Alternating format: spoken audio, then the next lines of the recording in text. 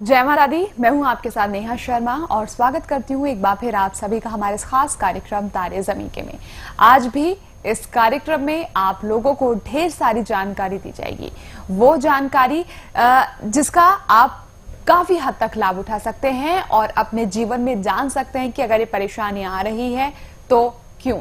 चलिए एक बार फिर हम इस कार्यक्रम की शुरुआत करेंगे। स्वागत करेंगे हमारे साथ मौजूद ज्योतिष गुरु आचार्य रमित पलिक जी का।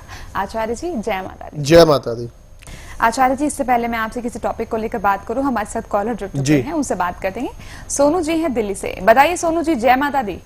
जय माता दी। डेट ऑफ बर्थ बताइएगा, थोड़ा तेज बोले। हाँ जी, मेरी बेटी का डेट ऑफ बर्थ 11/10/2009 का। 11/10/2009। टाइम है जी सुबह 6 बजे का। 6 बजे। जन्म का स्थान शालीमार बाग दिल्ली का। शालीमार बाग दिल्ली। बिटिया का नाम और सवाल। मेरी बेटी का नाम जी कोमल है जी, और मैं उसके ये जो है ना चिड़चिड़ी है जी बहुत थोड़ी। जय माता दी सोनू जी। हाँ जी। जय माता दी। हाँ जी जय माता दी।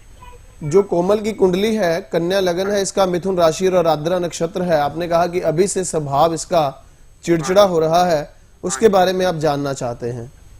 बच्ची अभी बहुत छोटी है, लेकिन सिम्टम्स जो हैं वो इसके मुताबिक परिवार के अंदर क्या चेंजेस के तौर पर आए होने चाहिए वो जरूर मैच करने का प्रयास करूंगा। सोनू जी बड़े सोच समझ कर उत्तर देना है। पहले प्रश्न का उत्तर तो ये दीजिएगा कि क्या इसने, जैसे 1.5-2 साल के बच्चे अमूमन बेड वेटिंग के बारे में बताने लगते हैं कि उन्हें बाथरूम आया है या उन्हें वॉशरूम जाना है, क्या इसने बाकी एवरेजली जो बच्चे बताने लगते हैं उससे ज्यादा समय लिया है इस चीज तक पहुंचने में? संपर्क इनके साथ टूट चुका है आचार्य जी हमारा। तो ठीक है, अपन सीधा इनको रेमेडीज बता देते हैं, क्योंकि सिम्टम्स नहीं मैच कर पाएंगे, अब फोन पर अवेलेबल नहीं है। माँ भगवती ने फोन लगवाया, ये इनके ऊपर एक कृपा है, तो इनका निवारण बता देता हूं।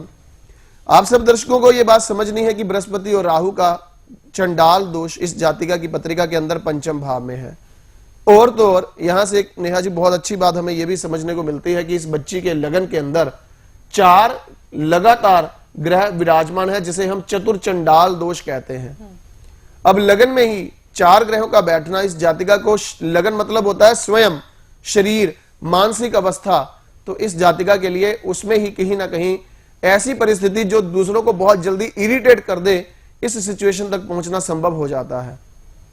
अब यहां इस बच्ची के लिए करना क्या है, क्योंकि लगन में शुक्र बैठे हैं नीच, शनि बैठे हैं मित्र राशि में, बुध बैठे हैं उच्च और सूर्य बैठे हैं नीच अभिलाषी होकर। अर्थात यहां पर 2 ग्रह ऐसे हैं जिनका निवारण करना जरूरी होगा। एक तो शुक्र नीच का और दूसरा सूर्य ग्रह का। 2 उपाय करते ही इस बेटी के लिए, कोमल के लिए परिस्थितियां बहुत कोमल हो जाएंगी, ऐसा मेरा मानना है। पहला उपाय तो ये कि फलदार पौधे लगवाने हैं 6 शुक्रवार इस लड़की के हाथों से। किसी भी सरकारी जगह पर, किसी भी पार्क में, किसी भी जीटी रोड के किनारे फलदार वृक्ष जो है वो हर वृक्ष अलग अलग किस्म का होना चाहिए। कभी अमरूद का, कभी केले का, कभी चीकू का, इस तरह से अलग अलग फल 6 तरह के लगवाने हैं किसी भी सरकारी जगह पर इस बेटी के हाथों शुक्रवार के शुक्रवार। एक उपाय। दूसरा उपाय, इस बेटी के वजन के बराबर गेहूं या फिर गेहूं वाला आटा जो है इसके वजन के बराबर, वो 3 संक्रांति दान करवाना है। संक्रांति होती है संक्रांत, जिसे हम साधारण भाषा में बोल देते हैं 14-15 तारीख हर महीने जो संक्रांत होती है, तब इसके हाथों से इसके टोटल वजन के बराबर की गेहूं या गेहूं का आटा दान करवाना है। ये 3 संक्रांति करने से 3 महीने के अंदर अंदर इस जातिका को रिजल्ट फेवर में आएंगे। और सोनू जी के चेहरे पर जो शिकन है, टेंशन है कि मेरी बेटी का स्वभाव बहुत चिड़चिड़ा है, दूसरों के साथ जल्दी मिक्सअप नहीं हो पाती है, उस स्थिति से काफी हद तक निवारण जरूर मिल जाएगा। आप जीवन में इस बेटी के द्वारा सुख लें, खुशियां लें, मेरा शुभकामनाएं और मां भगवती का आशीर्वाद हमेशा आपके साथ रहे। जय माता दी। चलिए, फोन आपका कट गया था, लेकिन हमें उम्मीद है कि टीवी के माध्यम से आपने ये उपाय जान लिए होंगे। इन उपायों को जल्द से जल्द करवाइएगा, अपनी बिटिया से लाभ होगा।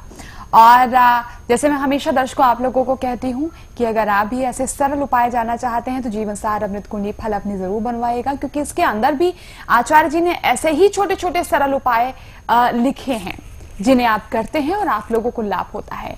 आप आचार्य जी से मिल सकते हैं, आप आचार्य जी से फोन पर अपॉइंटमेंट ले सकते हैं, लेकिन मिलने के लिए, फोन पर बात करने के लिए अपॉइंटमेंट लेना बेहद अनिवार्य है। अपॉइंटमेंट लेने के लिए सारे नंबर्स हैं आपके सामने। आगे हम बढ़ते हैं, अगले कॉलर हैं हरिमोहन जी नोएडा से। स्वागत है आपका हरिमोहन जी। गुरुजी जय माता की। जय माता दी। हरि मोहन जी। आपका चरण स्मरण प्रणाम गुरुजी। मैं नोएडा से बोल रहा हूँ। जी आप खुश रहें, माँ भगवती कृपा बरसाए आपके ऊपर। किनके बारे में पूछना चाहते हैं? मेरे बड़े बेटे हैं, उनका नाम वरुण रावत है। Date of birth, date of birth जी 11 दिसंबर 1981, टाइम, 12:35 अब दोपहर का, जन्म का स्थान। दिल्ली। सवाल पूछें बेटे के बारे में। सवाल तो बहुत सारे हैं, लेकिन बस बच्चा हमारा अपना काम करता है, लेकिन उसमें खास प्रोग्रेस नहीं होती। मैं एक बार आपसे डेट वेरीफाई करना चाहता हूँ। 11 दिसंबर 81, जी 12:35 PM। जी गुरुजी। और वरुण रावत नाम है इनका। जी गुरुजी। आपने कहा कि इसके जीवन की परिस्थितियों में उस हिसाब से सफलता नहीं मिल पा रही है जितना मेहनत करता है। जी, उसके लिए मुझे 2 सिम्टम्स इसके लिए मैच करने हैं। सबसे पहले तो आप ये बात जानते होंगे कि कुंभ लगन और वृष राशि है इसकी। जी गुरुजी। अब यहाँ पर ही सबसे पहले इंटेरोगेशन लग गई है इसकी कुंडली के अंदर, और आपके माध्यम से आप, मुझे लगता है कि बहुत अच्छे से ज्योतिष को समझते भी होंगे कि वृष राशि का प्रतीक चिन्ह है एक बैल। जी गुरुजी। समझते हैं ना हम? जी जी। और बैल हमेशा जब भी हम देखेंगे तो उसके साथ कोई ना कोई जिम्मेवारी जरूर लगी रहती है, अर्थात या तो वो बैल गाड़ी में होगा, या वो किसान के लिए हल जोत रहा होगा, या फिर वो कोल्लू का बैल होगा। यही कहा जाता है ना अमूमन। जी गुरुजी। इसका मतलब क्या है कि उनकी जिंदगी में इस वृष राशि अर्थात चंद्रमा के उच्च राशि में विराजमान होने से ये बात तो परमात्मा ने ही उन्हें दी कि उन्हें मेहनत बहुत करनी होगी। हार्ड लेबोरियस इंसान इस जातक के लिए जीवन में बनना इसके कर्मों के अनुसार पहले से ही निर्धारित है।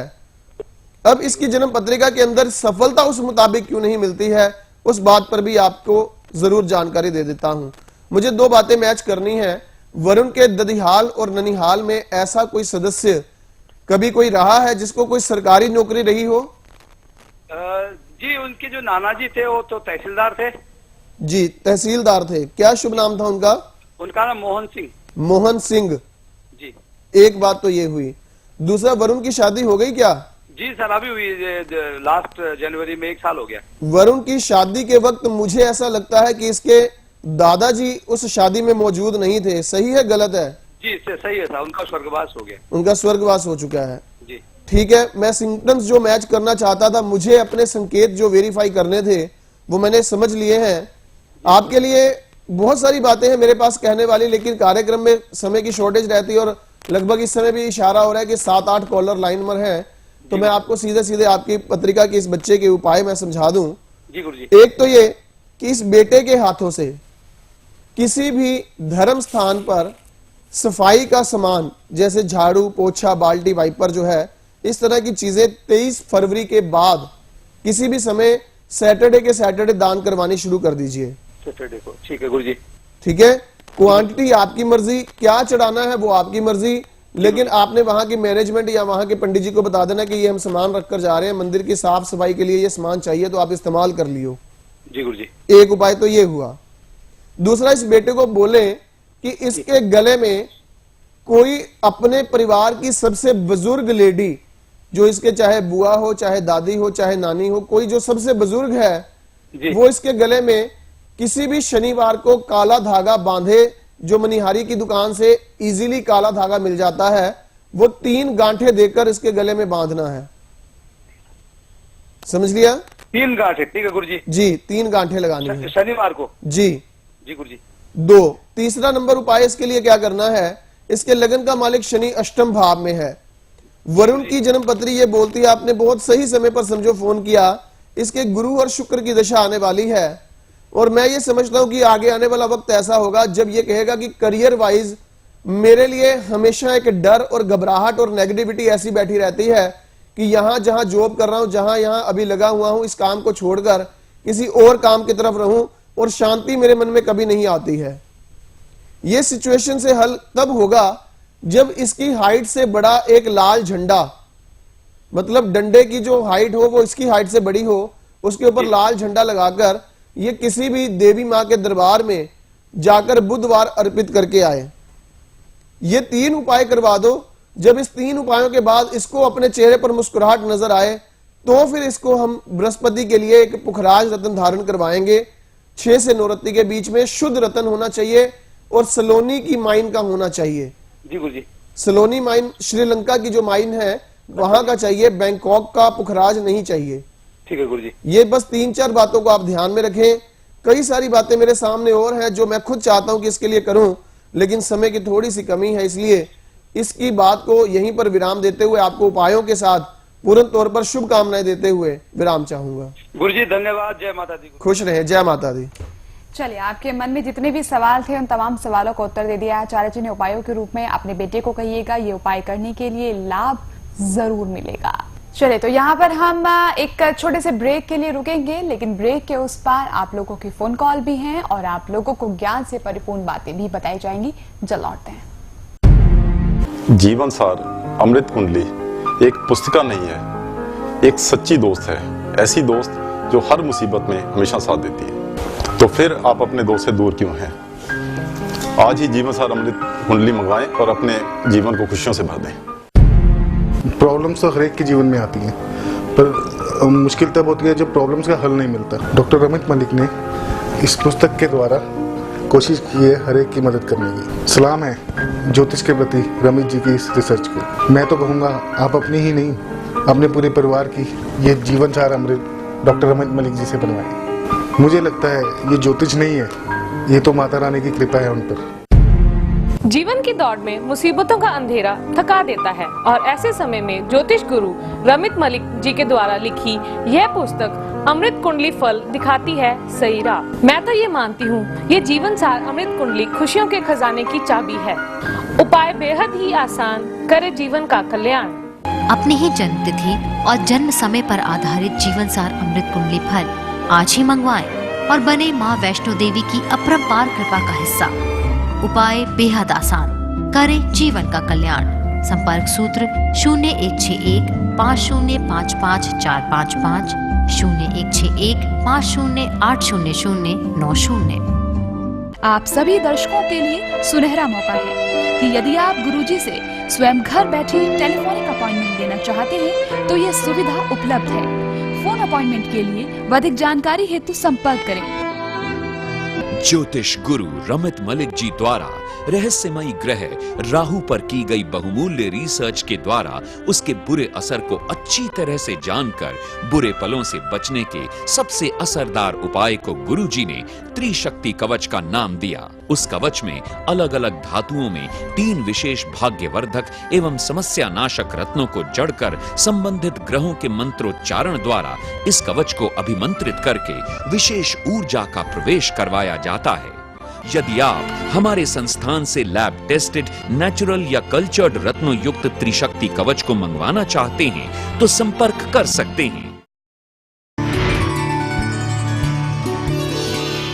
एक छोटे से ब्रेक के बाद स्वागत है एक बार फिर आप सभी का हमारे खास कार्यक्रम तारे ज़मीन में। आगे बढ़ेंगे, आचार्य जी कॉलर हैं, लेकिन मैं आपसे सवाल पूछना चाहूंगी कि शनि और राहु का जो गोचर के बारे में हमने पिछले एपिसोड में बात की थी, वृष लग्न और राशि वालों पे उसका क्या प्रभाव पड़ेगा? क्या वो भी उसके अंदर आ रहे हैं? क्या वृष लग्न और वृष राशि को भी इसका खामियाजा भुगतना पड़ेगा? मैं अभी वो चर्चा आपके सामने क्लियर कर देता हूँ। अभी हमारे साथ जो कॉलर जुड़े थे, आपने सुना उनका वृष राशि थी उनकी, और उनके प्रश्न क्या था कि जितनी मेहनत कर रहे हैं वो मेहनत का फल उस जातक को नहीं मिल रहा है। वृष लगन जो है वो पहले तो अपने आप में ही एक ऐसी राशि है जिनको जिंदगी भर ये परमात्मा से शिकायत रहेगी कि जितनी हमने मेहनत की परमेश्वर उसका 60% तो नतीजा दे दे। और मैं एक मजाक में बात करता हूं कि यहाँ तो परमात्मा भी उनके लिए TDS काट कर ही उन्हें सुख देता है, अर्थात उन्हें टैक्स डिडक्ट करके ही उन्हें फल दिलवाता है। वृष लगन और वृष राशि का ये एक विशेष तौर पर पहचान है। लेकिन यहां जब शनि और राहु के तुला राशि के गोचर की बात की गई तो ये वृष से छठे गिना जाते हैं। अच्छा। और पाप ग्रहों का गोचर जब भी छठे, तीसरे या 11वें हो तो उसे शुभ श्रेणी में कहा गया। शर्त यह है कि ऐसी परिस्थिति में शनि और राहु का अगर उपाय ढंग से हो तो वो परिस्थिति निश्चित तौर पर अनुकूलता का माहौल और एहसास जरूर दिलवाएगी। वृष लगन और वृष राशि वाले लोगों का चाहे कोई कारोबार है, चाहे वो जॉब में है, चाहे वो कोई अपना प्रोफेशन कंसल्टेंसी का चलाते हैं, उनके लिए इस समय काल के परिस्थितियों को काफी हद तक धीर गंभीर होने के बावजूद भी एक बहुत बड़ा बोनस का वक्त कहूंगा, एक ऐसा समय कहूंगा जब परमात्मा उनके लिए ऊपर मेहरबान होने के लिए पूरी तरह से तैयार है। लेकिन उपाय उन्हें क्या करना है? वो आपको अपनी जन्म पत्रिका के अंदर चलने वाली दशा अंतरदशा को साथ में क्लब करके किसी भी अच्छे एस्ट्रोलॉजर की सलाह लेकर जरूर अपनाना चाहिए। कन्या राशि से जब तुला राशि में प्रवेश हुए शनि, उस समय वृष वालों को बहुत फायदा भी हुआ। अर्थात जब नवंबर 2011 में ये राशि परिवर्तन हुआ तो पहले 5-7 महीने उनको बहुत फायदा हुआ, मई तक ये रहे तुला में। उसके बाद फिर उनके दोबारा से रिवर्स गियर लगाया और कन्या में गए। फिर अक्टूबर 2012 के बाद फिर से दोबारा इस राशि में आए। ऐसी परिस्थिति शनि देवता की रही।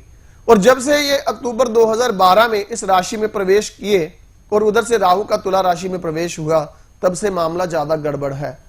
परिस्थितियां वृष लगन और वृष राशि वालों के लिए ऐसी हैं जिसमें खास तौर पर उनकी तबीयत उनकी जीवन की समस्या का बहुत बड़ा कारण बनेगी।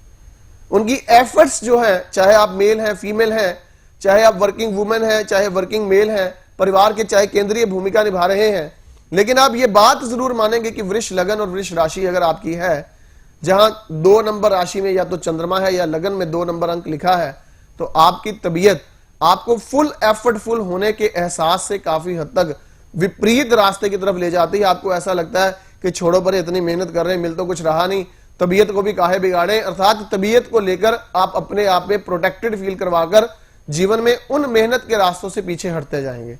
इसलिए समस्याएं आपके लिए जरूर है, उसका हल जरूरी तौर पर जानना होगा। किसी भी प्रकार से भूलवश, खास तौर पर वृष लगन और वृष राशि के जो लोग इस समय स्टूडेंट्स हैं, जो स्टडीज कर रहे हैं, उनके लिए ध्यान रखना होगा अनफेयर मींस का कोई केस उनके ऊपर बनना संभव, या कंपार्टमेंट और किसी सप्लीमेंट्री किसी तरह से कोई पेपर का उनके लिए प्रावधान इस समय में जुड़ा हुआ है। थोड़ा सा अटेंटिव रहने का समय उनके लिए कहा जा सकता है। चलिए, और फिलहाल उपाय बताए जाएंगे आप लोगों की कुंडली देखने के बाद। क्या आपकी कुंडली क्या कह रही है, दशा अंतरदशा किस ग्रह की चल रही है, क्या उसका उपाय हो सकता है, तो उसके लिए आप अपनी कुंडली का विश्लेषण जरूर करवाइएगा। कुंडली का विश्लेषण करवाने के लिए आपको अपनी अपॉइंटमेंट लेना होगा। अपॉइंटमेंट आप टेलीफोनिक ले सकते हैं, पर्सनल अपॉइंटमेंट आप ले सकते हैं, डिटेल्स आपके सामने हैं। और जीवन सार अमृत कुंडली फल आप जरूर बनवाइएगा, क्योंकि जीवन सार अमृत कुंडली फल में ये सारी चीजें आपको पहले से पता होती है। मान लीजिए अगर आपने 1 साल पहले अपनी जीवन सार बनवाई होती तो आपको पता चल रहा होता कि इस साल आने वाले दिन में आपको किस किस परेशानी का सामना करना पड़ सकता है, किस ग्रह की वजह से करना पड़ सकता है और उसका उपाय क्या होना चाहिए। उपाय आपको आचार्य जी देंगे। उपाय जानने के लिए आपको अपॉइंटमेंट लेना होगा, जीवन सार बनवानी होगी। डिटेल्स आपके सामने है, फौरन से आप इन नंबर्स पर भी कॉल कीजिएगा। आगे बढ़ते हैं, हमारे साथ कॉलर हैं भालचंद्र जी, अहमदनगर, महाराष्ट्र से। स्वागत है आपका भालचंद्र जी। जय माता दी। हाँ, प्रणाम गुरु जी। जय माता दी। जय माता दी भालचंद्र जी, बोलिए। हाँ जी, जन्म तारीख 2 अप्रैल 1982। 2 अप्रैल 82। टाइम सुबह के 10 बजे को जन्म। जन्म का स्थान? जन्म स्थान अहमदनगर, महाराष्ट्र। सवाल पूछें जी गुरु जी। मेरे कुंडली में सफल कीर्ति होती है, सिरबराती होती है, तो उसका फायदा कब तक मिला है गुरु जी मुझे? भाल जी, पहले तो मैं डेट ऑफ बर्थ क्लियर कर लूं। 2 अप्रैल 1982, 10:40 सुबह का। नहीं, सुबह गुरु, सुबह 10 बजे को जन्म शुरू। समय क्या बताया आपने? थोड़ा सा क्लियर करके बताएं, थोड़ा तेज बोले। और हाँ जी, 2 अप्रैल 1982 सुबह के 10 बजे को। 10 बजे सुबह 10 बजे जी। अब आपने पूछा कि जो आपकी कुंडली के राजयोग है उसका फल आपको कब मिलेगा? हाँ जी। आपकी पत्रिका के अंदर आपको किसने बताया कि राजयोग है? जी, हमें पंडित जी ने बताया था गुरु जी। आपकी जन्म पत्रिका के अंदर वृष लगन और कर्क राशि का प्रभाव है और लगन का मालिक 10वें भाव में जाकर विराजमान है। सही है जी? हाँ जी, सही। आपकी जन्म पत्रिका के अंदर सूर्य और बुध भी 11वें घर में बैठे हैं और यहाँ आपकी जन्म पत्री में बुध नीच है, उसके ऊपर मंगल और शनि की दृष्टि भी है। सही है जी? हाँ जी, हाँ सही। हाँ सही बोला है सर। मैं 2 बातें आपसे मैच करना चाहता हूं। एक तो उस बात को वेरीफाई कर दीजिए कि जितनी मेहनत करते हैं, क्या आपको खुद लगता है कि 70% से ज्यादा नतीजे कभी जीवन में हासिल हुए ही नहीं आज तक? हाँ जी, कुछ नहीं हुआ गुरु जी। एजुकेशन भी कंप्लीट नहीं हुए और कुछ फायदा नहीं हुआ, कुछ जो भी काम करता हूँ सब खत्म हो जाता है। सब खत्म हो जाता है ना, मेहनत के बराबर कोई फल नहीं मिलता। हाँ जी बिल्कुल, कुछ फल नहीं मिलता गुरु। भालचंद्र जी, शादी हुई आपकी? नहीं, शादी भी नहीं हुई गुरु जी। अभी शादी भी नहीं हुई? नहीं। अच्छा, एक बात और बताइए कि पापा के साथ आपके रिलेशन खटास और कड़वाहट वाले रहते हैं या पापा को हेल्थ की कोई प्रॉब्लम हो चुकी है? गुरु जी, पिताजी के साथ कुछ खास बनती नहीं मेरी, हमेशा थोड़ा और झगड़ा रहता है। रिलेशंस खराब ही रहते हैं मतलब? हाँ जी, ऐसा ही। अच्छा, एक बात और पूछना चाहता हूँ आपसे, आपको जीवन में कभी कोई व्यर्थ दोष तो नहीं लगा? किसी तरह से कोई व्यर्थ की बदनामी आपके गले पड़ गई हो जिसमें आपका कोई कसूर भी नहीं था? हाँ हुआ है ना गुरु जी, ऐसा बहुत बार हुआ है सर। बार बार ऐसा होता है? हाँ होता है, ऐसा ही होता है, बार बार। मैं संकेतों को इसलिए मैच कर रहा हूं क्योंकि मैं देख रहा हूं आपकी कुंडली के अंदर, जिस पंडित जी महाराज ने आपको कह दिया कि आपकी कुंडली के अंदर राजयोग है, वो राजयोग कहाँ, ये जातक तो जीवन में पूरी तरह से इस समय में परिस्थितियों में जूझ रहा है। और यही बात मैं बार बार बोलता हूं अपने दर्शकों को कि राजयोग है, ठीक है, लेकिन दशा क्या चल रही है, और दशा आपके ऊपर चल रही है